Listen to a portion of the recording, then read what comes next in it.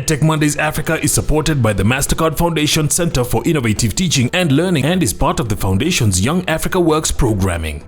Hello and welcome to yet another edition of EdTech Mondays Africa. I'm Doreen Bira. On this edition, we're talking Systemizing EdTech integration into the curriculum. Education is a sector that is fundamental to all other sectors. Today, digital technologies are imperative for learning.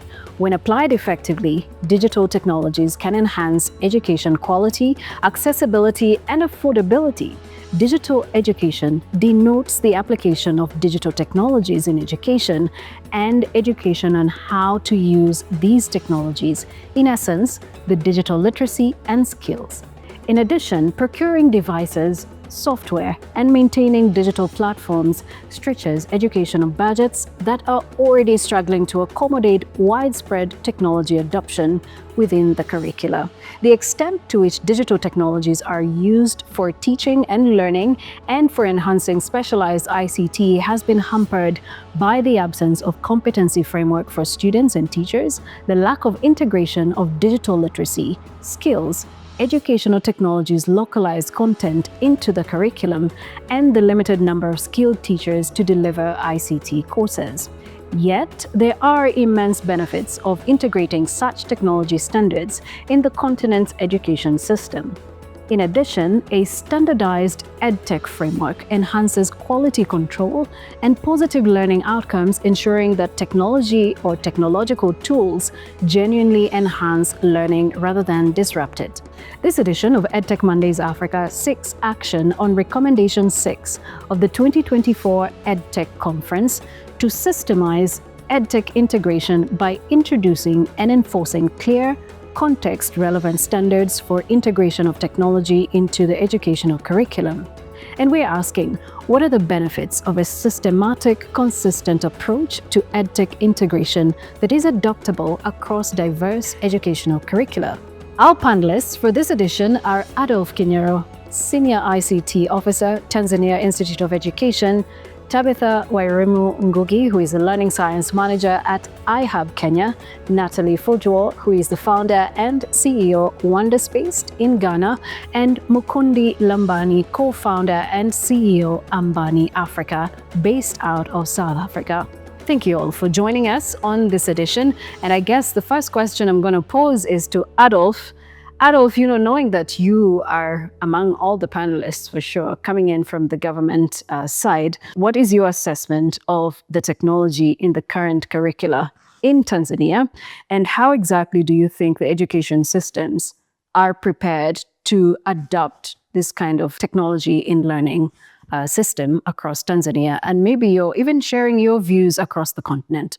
Here at Tanzania Institute of Education, we've just finished updating our curriculum in 2023, and during the update there was a lot of emphasis on digital literacy, where ICT is integrated across all subjects. And the Tanzania Institute ourselves have platforms like TIE Online Library, which provides ebooks and interactive contents to all the students, which aims at enhancing teaching and learning through technology. The transformation to digital transformation is, I can say it's still on its early stages of implementation, where we have some challenges here and there, some of them being the infrastructure, especially in rural schools, some insufficient devices like computers and tablets in rural areas. In some areas, we are experiencing outage of electricity in schools and a need for more teacher training in schools. For teacher training, at the moment, we have a program whereby we have a teacher continuous development program, which we use the LMS platform for in-service teacher continuous development programs. A way forward is that we are going to be investing in school infrastructure, providing devices to teachers, and expand the programs for teacher continuous professional development nationwide. This, I hope, will strengthen ties digital content development and delivery. Tabitha, let me come to you.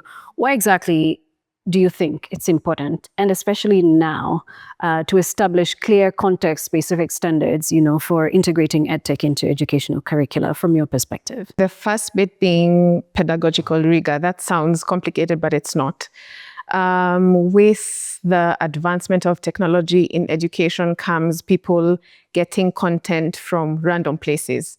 So that means that then you as a user need to be sure that the content they're using, one, is safe for your child or whoever is interacting with it, but also that it's not conflicting with what's happening in the classroom, then creating confusion. So the first thing there then would be that, for example, if you're looking at KICD, who's our authority in this case, the first question they ask is, how aligned are you to the Kenyan curriculum? Aligned has to do with learning objectives, but also small things like examples you use when you're explaining something. It might seem like a small thing, but context and nuance really affects how kids absorb the content and how much they retain of it. So if you give them, for example, an example that has to do with a pizzeria in Italy, and not the kiosk that they're used to, then they're not going to retain anything. You are talking, but they're not retaining anything. So they check for things that are higher up in terms of alignment, but also ensure that learning actually takes place. So there is also, if you look at all the digital platforms right now that have a KICD approved stamp, every time you see that in your head, what rings is credibility. So it makes you feel like, oh, okay, so someone thinks these guys know what they're doing. So even from a parent's point of view, a teacher's point of view, they feel like you've done the work to make sure that your content is strong and is based on what it should be based on in terms of learning principles. Now that's the case that has to do with the learning. Now there's a business case, a very big business case here. So you could do all that work, you have the right tech, your content is good, and then you haven't gone to KICD and they haven't seen it. What happens when you try to sell it to schools is that the first question you're going to be asked when you walk in is, do KICD know you exist? Does the government know what you're doing? If it's a no, they turn you right back. Doesn't matter how good it is. So then it affects your ability to scale significantly. And then that affects your ability to reach as many children as you'd want to reach with a solution, even though it's good, even though you've put a lot of work into it. If it's not gone through the right channels, then you get stuck with it. Okay, that's interesting. And, based off of what you've said, then it actually does point to the direction of standardization could be, while it's important, it's also a double-edged sword. On one hand, you see that, it creates order, of course, it regulates the system, but then on the other hand, it also creates bureaucracy because of the processes it has to take for content to get approved. So how have standards played a role in ensuring that technology innovations are purposefully and effectively promoting learning outcomes? Because I think this here is also important. Above and beyond, seeing a stamp from the Kenya Institute of Curriculum Development, it's really important that the kind of content resonates, just like you said. But how do we make sure that this is happening, especially with the innovators? For innovators, for them also, you have to think for EdTech especially, they're building lean, they have very small teams. And so they might not have the expertise they need to bring in to ensure that they are aligned to the curriculum and that they're doing all those things. So sometimes it's not that they don't want to, it's just that if they have to pick between building the thing and taking it to schools versus paying KICD, which is not cheap, one. And then, so the KICD process, which is the work that we've done with the foundation now, is try to demystify it. It sounds so hard that a lot of them don't even know where to start or if they want to start in the first place. So with our first stakeholder engagement that we did with the foundation was bringing in all the innovators in the MasterCard Foundation EdTech Fellowship Program. We brought all of them in and brought KICD into the room, and then they really went head to head. I actually felt bad for my KICD guys because the innovators were angry. They felt like they're gatekeeping. They felt like they're trying to keep them out.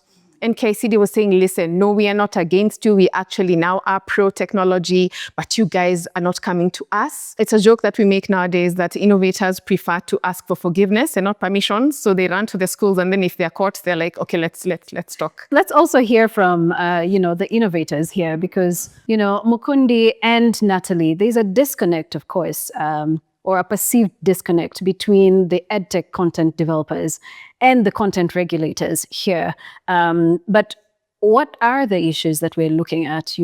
Is there a misunderstanding, maybe from your perspective, knowing that you are putting in the work, but then you don't seem to be getting headway when it comes to localizing your content? How do you suggest we resolve some of these issues? Prior to joining the EdTech Fellowship, I can admit that we were creating a bit of a bubble. So we were, we're going ahead. We have our vision. I have an educational background. So moving ahead, So being in the EdTech Fellowship just gave us a chance to really assess what we were doing. Now, I had a background in international education. So a lot of my teaching experience was in schools that do the Cambridge or the IB curriculum.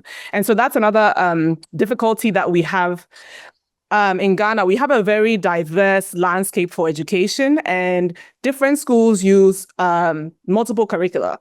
Okay, and some schools may actually even use both the Cambridge and both the GES curriculum. And so my background was more in on the international side. So you are trying to think about how do you create a platform where you can curate the material so that you don't miss out on any school. Right, the relevance, you want to be relevant for GES. You also want to be relevant for the likes of the IB and Cambridge schools. So that's definitely a challenge that we encountered in how to design, how to organize, and how to curate our platform and in general. So I have to say that being part of the EdTech Fellowship was essential for us in how we align our content. It also gave us a great chance to learn about the national policies, the GES system. So we would have meetings where, all the EdTech innovators are in the room, NGOs, teachers, the GES personnel. It was extremely educative. And I'm glad that we had the opportunity to do that because we had open dialogue. And I think that's one thing that we can agree on, that the open dialogue really makes a difference. Also being informed about their plans, the direction of policy, their excitement about tech, because sometimes you may think that, we are against each other, but we're not against each other. We should be collaborating, right? So I think for me, being part of the fellowship was essential and actually crucial in how we design and align our platform to national priorities. Mukundi, I want to hear your perspective. This is the Ghana perspective. What is the South Africa perspective? I mean, I first have to echo some of Natalie's sentiments around how we develop as EdTechs. And oftentimes we design outside the curriculum. And so even when we're designing something that's useful, I think for governments and for those who are maintaining the curriculum, there's certain boxes that they need in order for us to tick sort of formal adoption. And we don't always follow those standards. So I think definitely an issue is from us and the way in which we're designing our tools. But I think as developers, we also oftentimes move faster than regulators. So I think Adolf mentioned how, in 2023, they were implementing their new curriculum. And I imagine that took time to develop. And we are on the ground thinking about developments that are happening. And so we're often moving at a pace that's a lot faster than the actual curriculum. Which I think a disconnect tends to happen there. But I think because as Ambani in particular, we focus on mother tongue learning, we have an additional challenge of kind of language and content standards and that not always being accessible or always being clear. And so as Natalie said, we find ourselves sometimes developing in a bubble or sometimes developing ahead of policy and ahead of curriculum.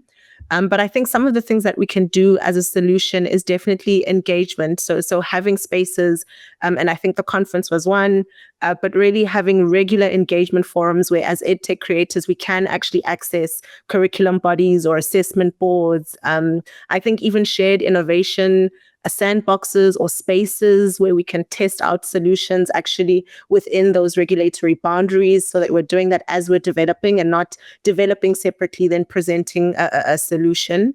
And then I think even involving spaces like teacher training, colleges or institutions. So spaces where we can continuously test so that by the time we're implementing, we already have buy-in and there's a sense that this was co-created with the educators. That's interesting. And so just maybe to follow up from the two of you, do you think that maybe sometimes you're moving faster than the government's decision process? Because maybe that there could also be the challenge. And how do you suggest that we work around this challenge? I look at here in South Africa, the coding and robotics curriculum, a lot of that is being implemented now, whereas a lot of edtechs were doing that before. I mean, that's something that we had already introduced on our platform, and we're having to go back and say, this is something we were doing, but now there's an actual curriculum, and we have to say, do we align with this? How do we work what we've done to make sure that it now aligns with curriculum. So definitely there's a sense that, and it's understandable that that sort of education works differently. And as a smaller edtech startup, you're a lot more nimble. So it is easy to move faster. But that's definitely a challenge. And I'm not sure outside of us doing what we're doing and coming back and saying, once the curriculum is ready, it'll meet us along the way. Outside of that, I don't know if what we can do. I think outside of speed as well is pedagogy as well. I think for us at Wonderspaced, for example, we're big on interdisciplinary learning. The national curriculum, it is a goal, but at the moment it's still in its individual strands. It's still very, perhaps one course is disconnected from the other. So in an attempt to push ahead or maybe pioneer a vision, yes, it can seem like you're moving ahead. Adolf, you've heard from the EdTech companies, and I'm sure you do have some in Tanzania. In fact, we have quite a couple. I think we have 22 EdTech companies so far that we are working with or supporting in Tanzania at the moment. How can content developers like Mukundi and Natalie and the rest of them that are in Tanzania best meet the regulators' requirements regarding these innovations into local curriculum? Because according to the innovators, the government is slowing them down. While they're creating solutions for the young people, the government is not making up its mind on how exactly they should incorporate some of these learning material or content into the curricula. So what do you have to say to that, Adolf? There are a lot of them here in Tanzania. And once they've developed a great team, we do invite them to come and do a presentation to the management.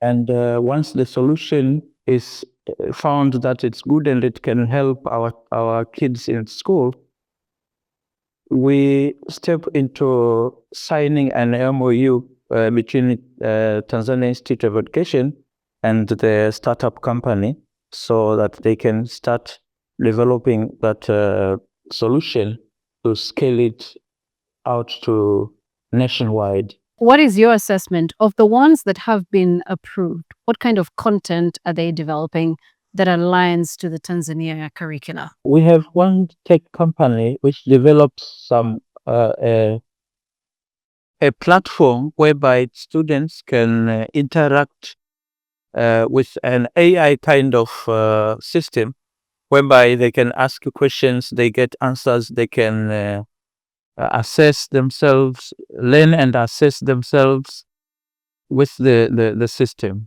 Tabitha, I see you nodding in agreement, but is this what you encourage the innovators, the EdTech fellows in this case, to do as well? The people who produce the most content for the government cloud right now are part of the fellowship, both of them, which is great, which I guess is also a testament to the work that we are doing with the foundation in education. But then that brings the issue of not everyone can get into the system and not everyone is. So what they're doing, all of them is what CBC, which is now turning to CBE, all of them are doing the full grade 1 to 10, trying to offer content. The problem with that though is just the other day they rationalized the curriculum and everyone who thought they were done started from square one. Now, producing content is extremely expensive.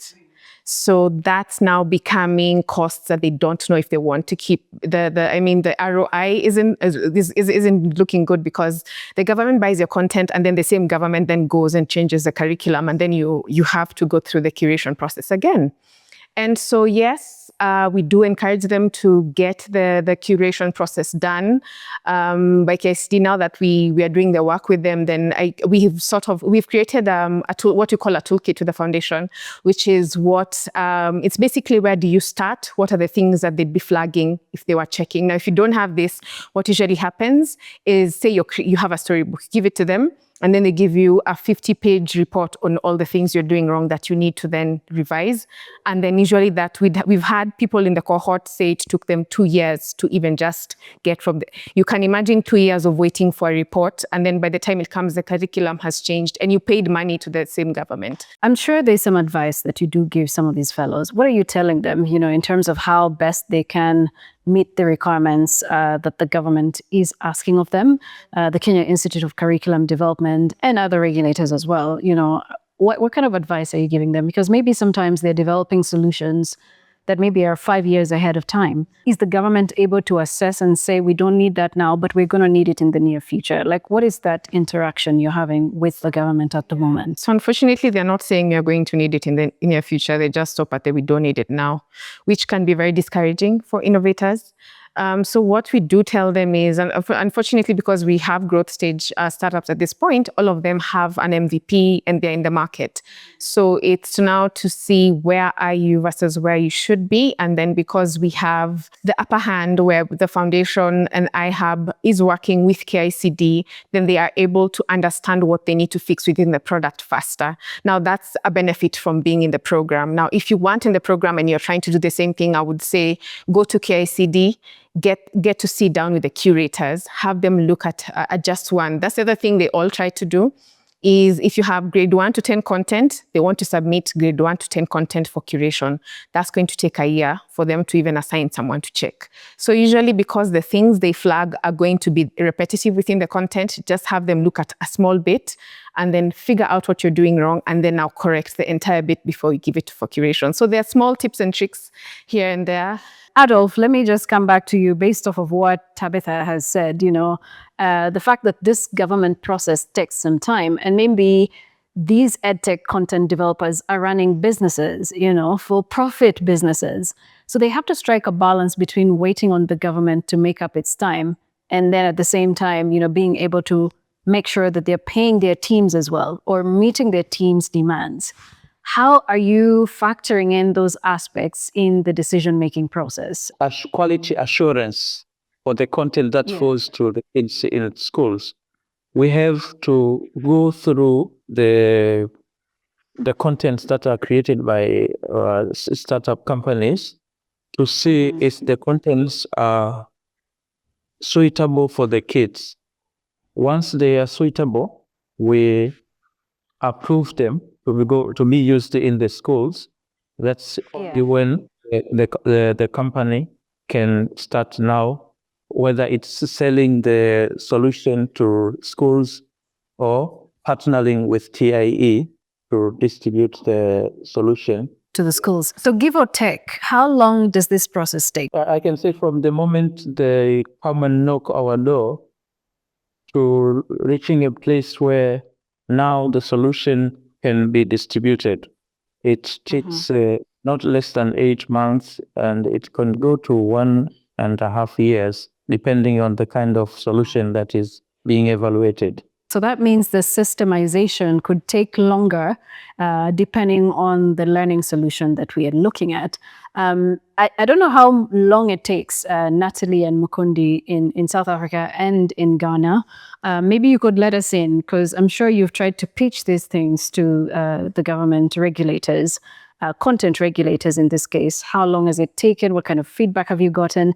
And Mukundi, if I might start with you, you recently signed an MOU as well with the Ministry of Education. What did you have to get right prior to them even agreeing to this memorandum of understanding? So it certainly takes patience and persistence and understanding that internal government processes take time. But I think one of the important aspects was actually just aligning. So locally we use the CAPS curriculum and really being very clear about how we align with it. So Essentially, we had a platform that had different resources available in different languages, but we actually had to get to the point where we curated according to the weekly teaching plans in the curriculum. So I think Tabitha described it so well in saying there might be, you might think you're ahead of the curriculum, but how do you actually show that we are covering what exists in the curriculum, and anyone who needs anything over and above and beyond this is also able to access that? So we had to be quite clear to say, this is the point in the curriculum, and this is where we match that exactly. And then over and above that, we also have this. I think impact as well. So I think Adolf put it so well in saying, while they're assessing, they need to determine, is this actually good for the learners? And so we had to do our own impact study initially to sort of say, we've tested this, with a small test group or within a classroom, within a rural context. These are the results that we found. And so I think that helps to sort of show that there is some sort of legitimacy to what it is we're presenting. Natalie, what are your thoughts around the processes? How long has it taken for you to, if at all, you've had any partnerships with the government? What does that process look like? And which are the bits that you'd like to say the government can continue doing, but then maybe there are bits you would like to say, can the government stop doing this? What are those areas? The approach that we've been using for now is we've been going into some of the schools to get feedback from teachers and from principals, from other educators, and the feedback has been fantastic. And so we're building a case. I think when you build a case, and teachers are requesting this is excellent, this is what we need. So for example, we create multimodal content. We use animation, live hosts to make highly engaging content for different materials. So for example, our History Corner show or History Corner series picks different legends in Ghana and uses animation to make the learning process very, very exciting. Because the current curriculum lacks hands-on learning materials or digital materials, there's great interest around it. So I believe that as the interest builds and as teachers request this more and more, it will either be we approach or we are contacted, or or we are then approached instead of having to pitch. Right. So yeah, we are building a case. The feedback has been great. We also have to do the work of building the content from scratch. An animation that takes a long time. So there's the full production. So we are making sure that we are prepared when they do come. When they do approach us, that we do have a library of content that the schools are ready to use. At the moment, it's an MVP stage. We do have content that the schools really like, but I think we can do a little more work to build our content. And so I think that once our content grows and the interest grows, we'll definitely be sought after. What would you like the government to start doing, to continue doing, and to stop doing? Maybe that way we're able to get some guidance into what exactly is not right where government regulation is concerned. I think there's a real interest in digital technology at the moment. It's kind of like a keyword that's being used in every meeting, in every conference, right? So I think they should continue with that excitement. They should continue with that vision because then there's room to work together. What should they stop doing? I think just maybe more clarity on what is required to be selected. And also the finances being made available when they do go with a company. Mukundi, what is your start, stop, continue recommendation? I think START is definitely more, as I mentioned, a space for collaborating and testing together with government. So how do we make that space actually exist and say, if you've got an EdTech something, come, let's test it out. Let's see how it goes in a way that's efficient and that allows us to continue business. I think that START. I think continue is probably where I'll agree with Natalie in something like the fellowship and the ways in which, because we were able to sign the MOU through our involvement in the fellowship. And so I think there where there's almost a mediator or a middleman between ourselves and government, and they're able to facilitate those conversations, I think we should certainly continue that. I think stop is probably making not having very clear processes. So I think we need to sort of know, if we're engaging with government, this is what it takes. This is the timelines it looks like. This is the different steps and the processes that you need to go through. This is where it stops. This is where it ends. I think at the moment, for us at least, it's been an unclear process. What is your start, stop, continue to the content developers as well from a government perspective? Because maybe you think they're developing irrelevant content. What exactly is it you'd like to encourage them to do? The content developers, they can develop an amazing system, but aligning it with the content that we develop becomes so difficult. So I think they need to develop a good platform, but taking into consideration that it will be able to receive the contents that are developed by TIE, and that makes it easy to evaluate the system itself. Because if they try and put some content that are developed by themselves, it takes us longer to evaluate the system, because we as TIE will need now to evaluate the content first, then the workability of the solution itself. So they have to make a system which is easily adaptable with the content that are already developed by TIE. And even as we do this, from the tech hub's perspective, Tabitha, I'm sure there are also areas that you would like to recommend on both the government side, because you interact with the regulator and you also interact with the content developers. What are those start, stop, continue situations looking like from both sides of the divide? Start is literally start somewhere. A lot of them, because of how they both said they don't know where to start, they end up never doing it, right? And like you said, she said Natalie is waiting for them to come to her. It's literally, they all just are like, I hope these guys, good luck to everyone. I hope they find me. So that would be that would be my start for them, is start somewhere, take just one grade, one piece of content to them, to the regulatory body, and let them see what you're doing and get feedback from that, and then make an informed decision on whether you feel like this is worth pursuing for the rest of your content or not. Continue for me would be keep innovating for the future. I know that the regulation can stifle innovation, and I hope that doesn't happen. And you guys are very intent on ensuring that you're building for the future of work and not the kids that we have now. And I think that should keep going, because that informs policy, and that's how it should be. Policy should be informed by the work that's going on within the ecosystem, and I hope you guys keep building for that. So that's my continue. And then finally, my stop would be silos. And I think only as a product of this program have we seen EdTech innovators even collaborate and come together and even speak to government. I feel like it's unfortunate that for them to sit in the same space with government, the foundation and the tech hubs have to be in the conversation. Otherwise, it's not going to happen. So I think they also need to stop building in silos, talk to each other. If someone else is creating content in South Africa and Ghana, you guys are basically doing the same thing, just for different audiences.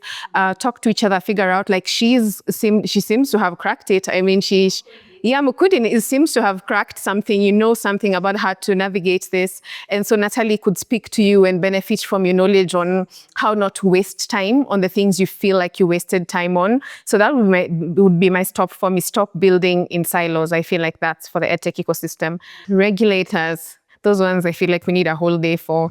But my stop for them is stop seeing the innovators as a bad thing, stop seeing them as a threat to education, and start seeing them as the enabler that they are. I feel like government still is very, very suspicious of technology in education, and they ask very many questions, and that's great on the one hand that they're protecting the kids, but that also on the other hand stifles the growth of EdTech startups and innovation. So I'd say stop giving so many barriers to entry that it becomes impossible.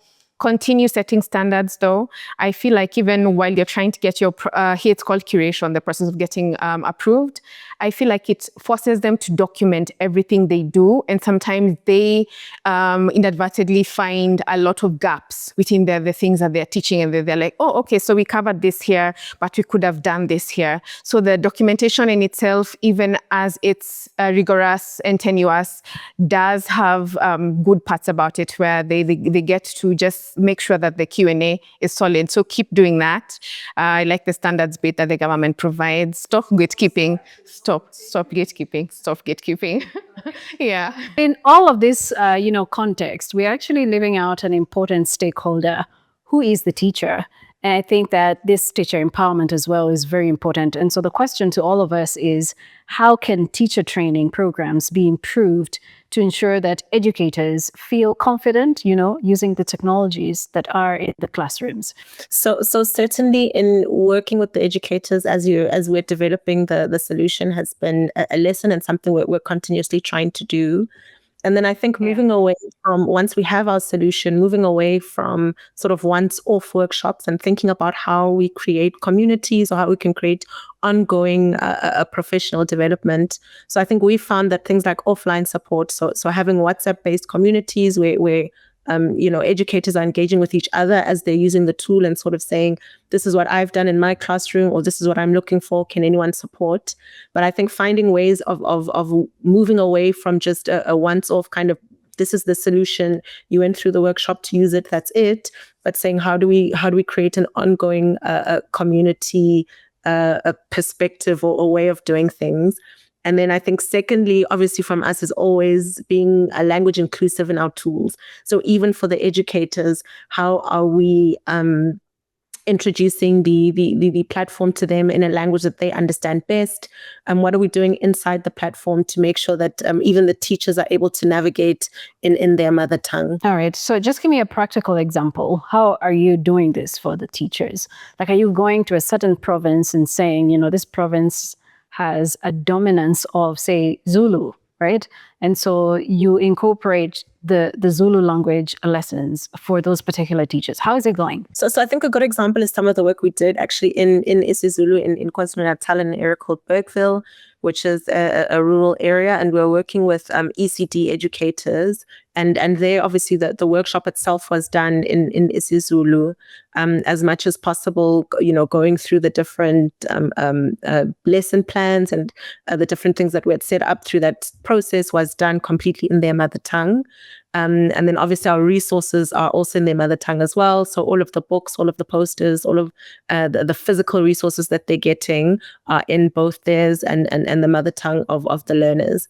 But I think the best example with the educators, even in the group, the facilitator we had on the WhatsApp group was someone who spoke their language and they were able to interact. So it wasn't necessarily that conversations were led by us, but they were led by them as the educators and the facilitators, and it was continuous, ongoing conversations on the WhatsApp group that were happening in their mother tongue. I agree with Mukundi in empowering and equipping the teachers. So what we realized going into the schools, the local schools, was that there was no equipment to use. So we had to quickly brainstorm what we were going to do. And so how we introduced our content at a large scale was we took in projectors. Now, I think they have an amazing tool because they have an offline quiz taking tool. So we didn't have to buy tablets for every child. So by going in and demonstrating with just a projector and a laptop, we show teachers that this is all you need to show our content and also have your whole class engage in a quiz without requesting a tablet for every single student. So I think it just even starts with equipping each classroom with some technology. At the moment, what we've observed, at least from the 80 schools we went into, was that there is no tech. So there's nothing to start with. And so there's a cry and an eagerness for the teachers. We really want this. We want these tools. We will use it. It will help us. What you did in here was great. So yeah, I think it just even starts with infrastructure and also not making it a one-time workshop or a one-time visit. But this continuous teacher training, this continuous community building, and just continuous access to the tools they need and not locking it up in the maybe principal's office, or sometimes there may be tools or there may be tech on the premises, but it is very guarded. And so even the process with which you would, request to use a projector, you would just decide, I'll just use a blackboard. And in that case, you can't then incorporate the EdTech into the classroom. So making the tech available for the teachers, they are eager. And so I think we should empower and equip them. Adolf, I'm coming to you now because, you're the people who decide how many laptops go to how many schools across the country. How is this working from a teacher's perspective, where technology in education is concerned? After the census, which was held in 2022, the laptops that were used by the census were distributed to all the teachers across the country. So they had the laptops, but it was observed that they were so reluctant to use the devices.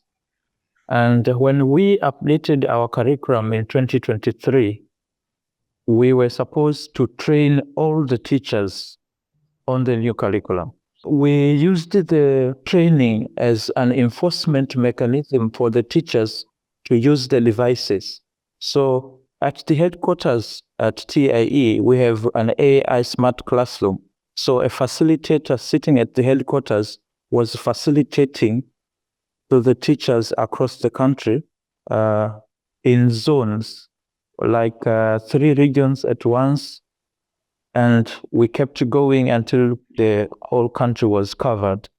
So the TCPD that I talked to earlier was used to deliver the content to the teachers.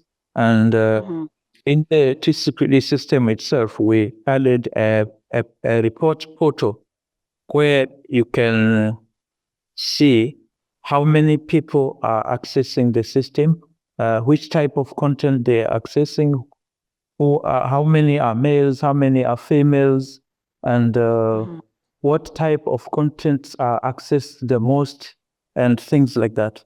So we observed a positive impact on the exercise, and that system has only primary school contents.